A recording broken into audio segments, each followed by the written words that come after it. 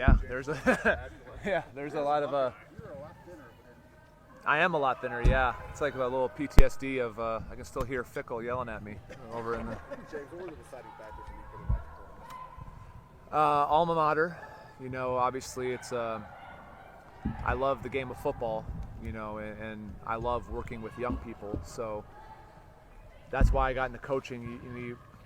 You want to impact the kids on the field, but more importantly, you want them to leave after building relationships with them as better men, you know, and as hopefully give them an example of what being a good husband and father can be. The same thing that Luke Fickle did for me, and same thing Jim Tressel did for me. And so you pair that with your alma mater, you pair that with Columbus, Ohio, and you know, when it became something that could happen, I asked my wife and our girls, and you know, it was pure giddiness at that point that we could be coming back home. So it was a great opportunity, and thankful for Coach Day for providing it. What did you about coming here, or did you inquire about Just wanted to know, you know, how much flexibility I would have to help with the linebackers. You know, obviously, Coach Knowles is, from everything I've heard, a fantastic and brilliant mind. So being able to have an influence on the room, and obviously working, you know, under Coach Knowles will be a big part of that. But I had a lot of responsibility in South Bend with the linebacker room, and you know, look forward to kind of earning everybody's trust, you know, here in the building, and kind of learning his scheme and how he wants to go about things.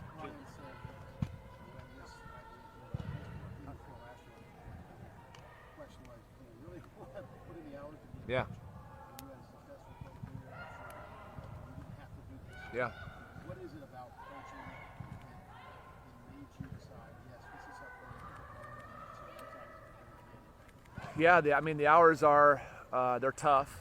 You know, recruiting is a world that, you know, you're now being in it for a year. It's a 24/7 deal, you know, and so it takes up a lot of your time. But if you're organized, you can make it all happen, and still, you know, be a big family person. But I think for coaching, for me, it's you're impacting young people in the game that you love.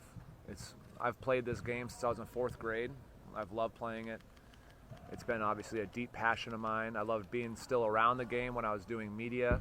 It was just close enough, you know, to get the juices flowing. And then I had to find out whether I wanted to do it.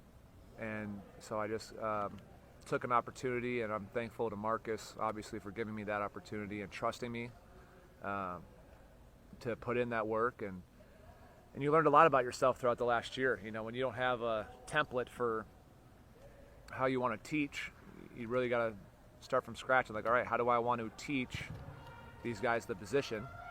The last time I had talked ball in a locker room setting was when I'm with the New Orleans Saints. So the level of which you can talk football and route concepts and alignments and all that, you have to kind of pair. You forget what they don't know, and then each kid's different, right? You got to teach player A and player B maybe completely differently. So learned a lot about myself as a teacher, and then by the time fall came around, I felt like I was in a good rhythm.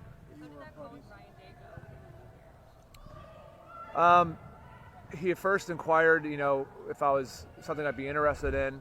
I said I have to check with the boss, who is my wife. She was, you know, absolutely, you know, as long as you feel like you'd be happy and have the same kind of impact on the linebacker room that I did up there.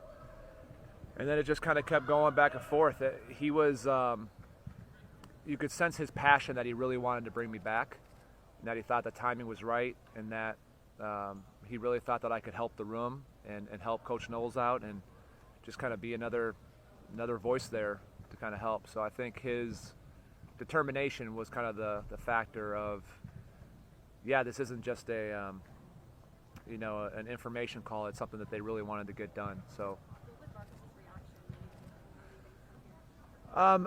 You know, I hate to let people down just by nature. That's who I am. But it was tough because, like, Marcus and I go back, I mean, to freshman year, and, you know, in each other's weddings and the whole deal. So thankfully, Marcus was great about it. basically said, if that's where your heart, if that's where you want to be, and that's where your family wants to be, he's like, then go back home. I was worried that you never know how people will take that. It's a very competitive industry, and I love Coach Freeman, but he was supportive in the sense of like, we're always going to be, like, our friendship isn't going to be altered by this. And so we've talked plenty of times since, and so I'm confident that we'll continue to stay close and be fine. Yeah, I mean, it did when you pull up to the Woody, and now they got the fingerprint thing now. Before it was something different, but of course it does. It's hit me, and just seeing being back in these colors and being back home, and it's just awesome. It's awesome to be back, and I'm just thankful for the shot, really. How inspiring is it to see what Brian Hartline has done and Yeah. give a similar path to what you're taking now? Brian's done, obviously a great job. To see the growth that he's had, and to see, obviously his recruiting is incredible, but also just the development of that room, and to see him continue to grow has been encouraging.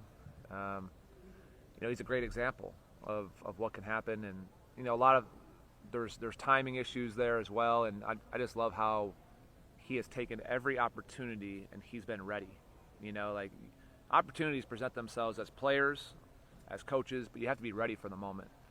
And he's definitely ready for the moment, and that wide receiver room has taken off, and I know he's excited about the new challenge and the promotion. But it's he's a great example of just a guy who put the work in, willing to go, and a good template for former guys who want to come in and try to work and aspire to kind of grow in this profession. Do you have like a long-term goal of where you want to get to as a coach, or are you just kind of in the moment right now? No, I think for me, it all starts with, can I be the best linebacker coach in the country, and can I aspire to do that at my alma mater? I think that kind of, to me, is the first thing that comes to mind, and so I'll attack this year with that vision, and already trying to dive in the playbook on Coach Knowles and what he likes to do and the techniques he likes to teach. And just kind of figure out the system in that way. I was joking with Tommy earlier that he might have to install the first few defenses to me, and teach me a little bit, which will help him. Once you are able to teach it, it helps you relearn it. And so, we'll watch some tape together, hopefully next week. And so, it's just how do you go about immersing yourself in all the details of the scheme, and then building from there. And so that's the way I was as a player. I had to know it all, or at least try to know it all, because I was never a player that you take a few false steps, you're going to track somebody down. I had to be on top of it. I had to use anticipation. So just try to use the same mindset, as a coach. You said that you were GA. Mm-hmm. Yeah. What is the kind of the delineation of duties? He said, I'm going to delegate a lot of this position stuff to you. Yeah, we did some position-specific stuff even today, during the workout. Team run this morning, and it's like, go ahead, go run individual, So I think as long as it's coaching the guys up, that'll be you have to make sure you're always speaking the same language as the D coordinator, especially when he's the linebacker coach. And I did do it a year ago under Al Golden. I was trusted with the linebacker room, but you're making sure you're speaking the language of what you can't be saying stuff that is, contrary to what your boss wants to be taught. So I'm still learning all those things, but from my understanding, it's, hey, really go and attack it and coach the room, so film study, preparation, individual drills, and give him the freedom that he really had the last few years of his career, from my understanding, is the ability to kind of walk around practice and kind of see different areas of the game. I don't know that he had somebody like you last year. Yeah, from my understanding, Coy did a lot of work with those guys and was able to do, a lot of the individual with Jim. And so, we'll see. I'm sure this thing will evolve too as you go through the spring and you kind of figure out I mean, you're meeting each other for the first time, you're working together, and I'm just here to support, him in any way possible and kind of see it. If he wants to do it a certain way, we'll do it that way. How much does it help that you've got veteran guys now being in this field? Yeah. Well, it's a huge blessing, and I learned that last year because the group that I coached at Notre Dame these are guys now that this year they are fifth-year seniors. So they were already guys who had graduated, seen a lot of football. I think that was their third D coordinator. So they had certain knowledge of the game that you could start with. And so the passion was really like, these guys are fine, but it's the young kids who didn't have that experience that you're truly trying to build up. So it'll be a fun really just kind of getting to know them as people. And I think when you're a coach of players, you have to invest in them personally. And the more you know them personally, the more you can get out of them. And so I told them today after the workout, I can't wait till my family gets here so they can meet my daughters and that my daughters will wear them out. But you try to bring them into your family because there will be times during a season when, whether it's something personal in their lives or whether it's the season, like not everything's all hunky-dory, and they got to be able to know that they trust you, and then you're able to push them harder, when they trust you. So It seems like You had said excited. that. Go ahead.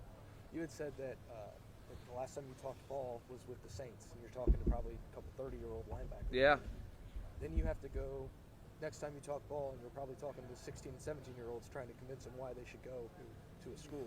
Did you have to learn to fall in love with recruiting over the last year? And when you said that you wanted to see if you liked coaching, how much was that like? Do I want to be a coach? How much was that of the recruiting process? Recruiting's definitely part of it. Do you like it? Yeah, you have to like it. I mean, you gotta love it. And recruiting is relationship building, and you're trying to figure out what's important to not only the kid but what's important to the family. And you just have to be willing to be consistent and build those relationships. And if you're not willing to put in the work and the time to make phone calls, to consistent, like the only thing that I haven't done in recruiting, because I'm a GA technically, is be able to actually go on the road and see high school coaches. But as far as that, like I met with all of our linebacker recruits as if I was the linebacker coach. So I would have a 30-minute meeting with them, and then I would take them to, the DC/LB coach, and then he'd go to free. Like, so I had recruiting presentations. I had ways of connecting with the family. I was responsible for phone calls. So you have to just be consistent in that respect, and really just you're building a friendship and you're getting to know people. And so the way that you always start to like people as you get to know any like friend is you have to listen, and you have to ask questions, and you have to be authentic.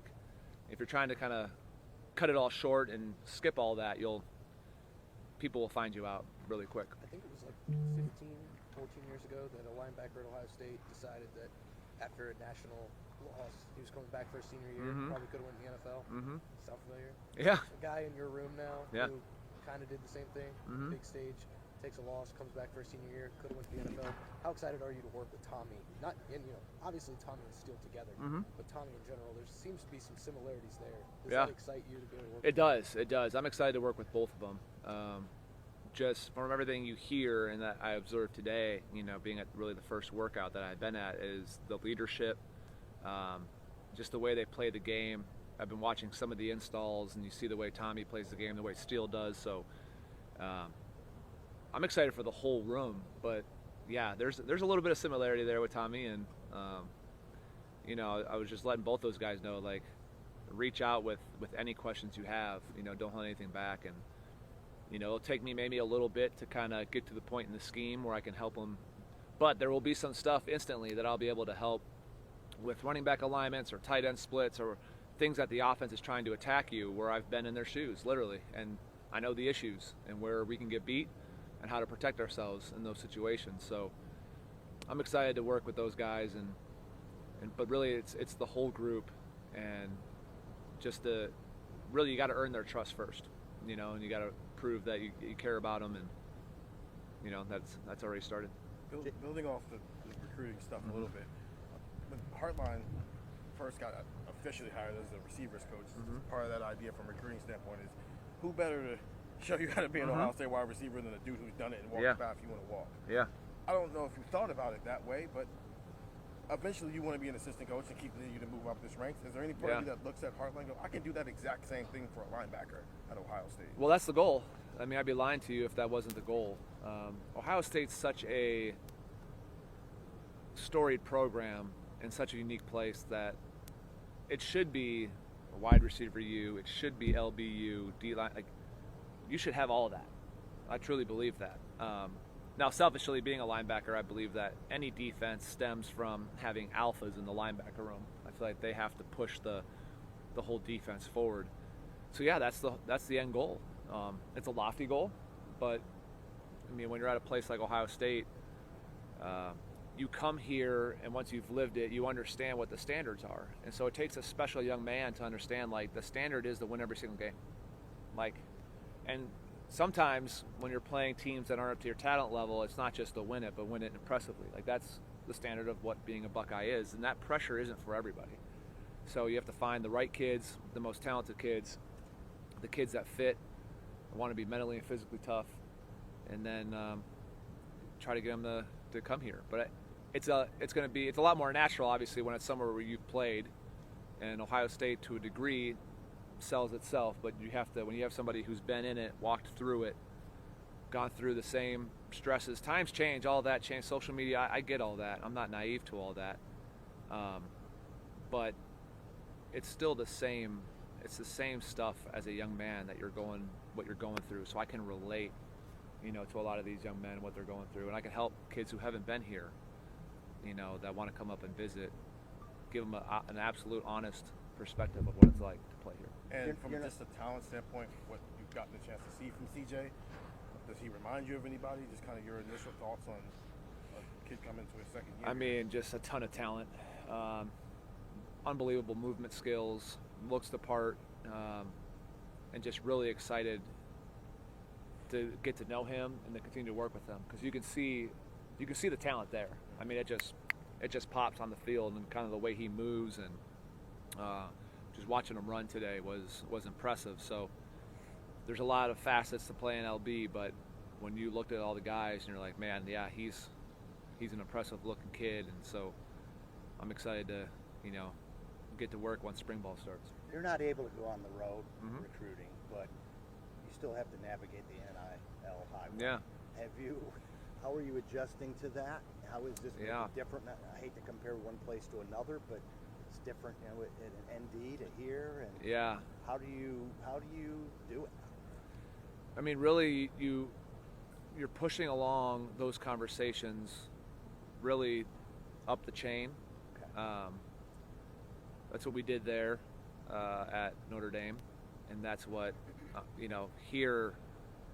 I mean, it's only been a few days since I've been back, but it's one of those things where, like, as a grad assistant, I can't guarantee anything. So it's obviously a constantly evolving thing in college football right now, and you're always trying to figure out what's real, what's not. Does it even matter?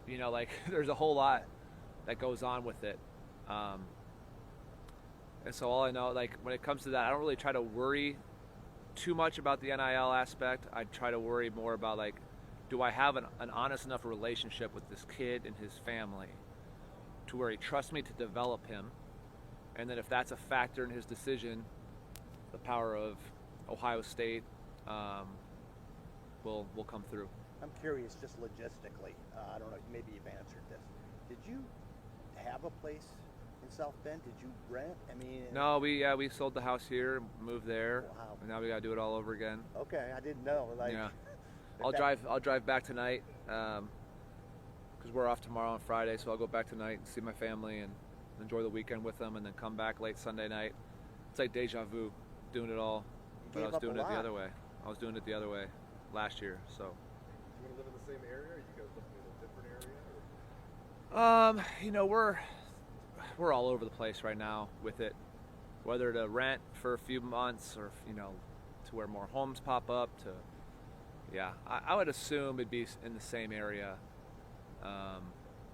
We were out in Dublin, kind of the Dublin-Powell area, but inventory is limited at this time. So. What was your first conversation with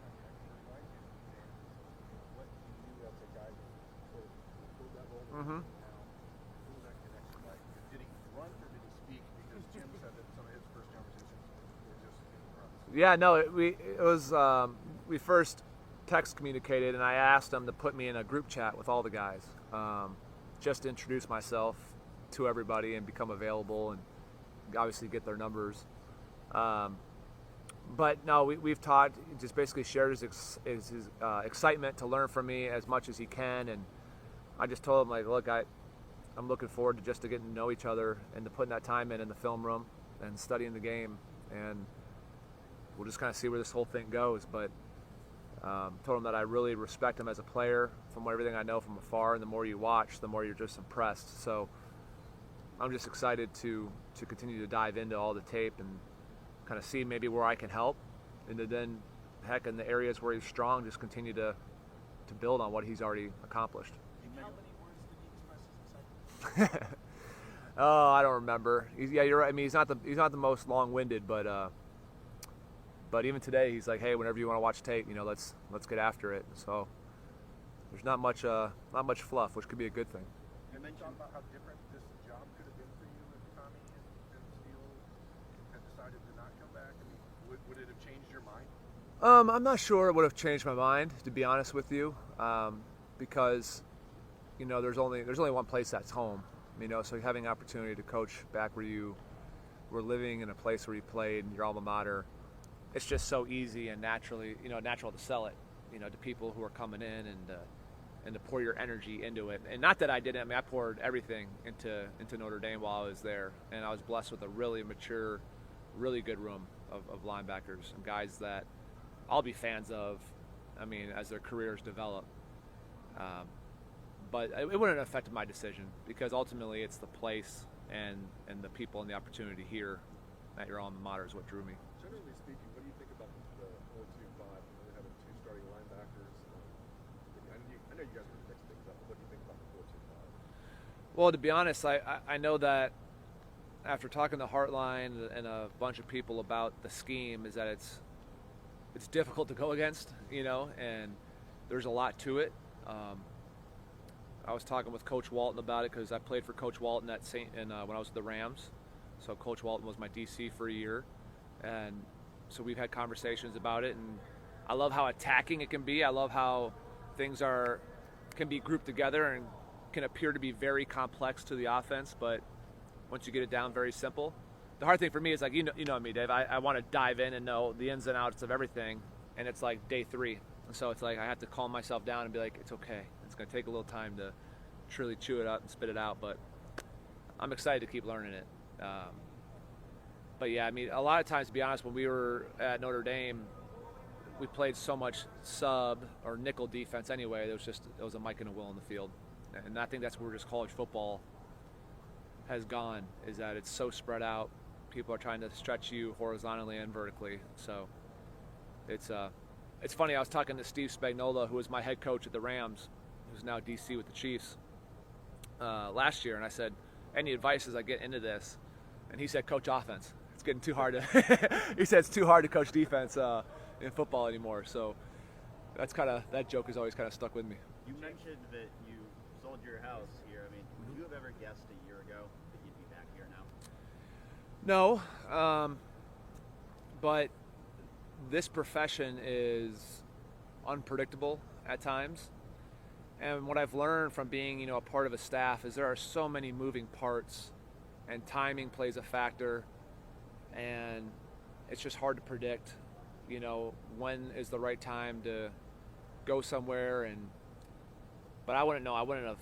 If you would have said, hey, you're going to move to, South Bend, Indiana, and then come right back, Rent. I would have said, like, yeah, I would have rented. And then it would have been like, no way, I'm not sure there's a path for how that would become available. So the timing was right, and I'm thankful it's here. James, Coach Day said there were conversations before you took the job with Notre Dame. Mm-hmm. What were those conversations like? He said he wanted to make sure you were ready Yeah. to be a coach. Yeah. I think he referred to it as crazy enough to be a Yeah. coach. Yeah. Why did you decide to do it? Obviously you didn't need to, and what were those conversations like at that point? We had conversations about opportunities here before, and timing is a part of it. Sometimes there's not places on a staff to. And look, and after being in it for a year, there are a lot of people that go into a staff, and guys who do very critical, important roles that you can't just say, hey, no, just create a spot or move. It has to be a timing to it. And so, I tried, and we'd had conversations, and he did say that, are you crazy enough to do this? And Coach Fickle had said some of the same things when I talked to Luke. I think 3 years ago, he had said, are you sure you really want to get in this thing? And when I talked to Luke initially, and then it's like, I think so, and then you go back, but there was something itching in me to where it's like I had to find out. I'm like, otherwise I'll look back. I'll be too old to not have connections to get in there and try it. And so it just happened that Marcus, I talked to Marcus before, even when he was just D coordinator, and I just said to him simply, if you had any opening on your defensive staff, let me know. I'll be willing to move to South Bend and try it out. And then he gets named head coach, and it kind of all became a little easier for him to get me in there. And I just wanted to prove to people everywhere that I wanted to embrace the grind of it all. And so it is what it is. Was the itch? Just how did it match up to what you expected last year? The hours were the same as I anticipated. You knew how busy you were going to be. Just really, it was figuring out the most unique thing was just figuring out how you're going to teach and how you wanted to start teaching. Because you think you can start with like, hey, here's our base defense, here's what you got, here's where we're going to align, here's what we're going to look at, here are the adjustments. But then you don't realize that some young kids, when you say, hey, align in a 30, they look at you like, what the heck is a 30? And you're like, oh my gosh, I'm trying to teach you about wide receiver splits and what routes to expect, and all. Like, you got to start with the basics. And you got to make sure, so I'll never assume anymore with young players that they know what an A, B, C, D gap is or what you mean by certain terminology. So you start there, not to insult their intelligence, but then you start to build upon that. And so you just kind of figure out how you teach, how you're going to approach it. And then certain guys need more love, and certain guys need a little more kind of kick in the rear end, to get going and motivated. Everyone's different. And so you're trying to learn personalities too, which I think now is fun, because you're trying to figure out how do I motivate player A versus player B, and then some guys like player C, I don't need to motivate him. He's self-motivated. He's gonna do everything you ask. So. James, was there a primary itch? Was it of wanting to teach what you spent years learning, etc.?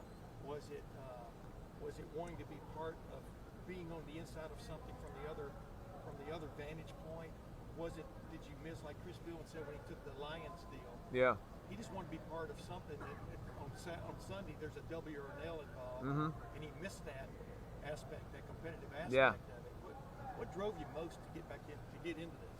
Well, it's wanting to impact young people, but it's also being a part of something bigger than yourself. There were aspects of sports media that I enjoyed thoroughly, to be honest with you, but then there was parts where it's like at the end of the day I wanted to be a part of a team again.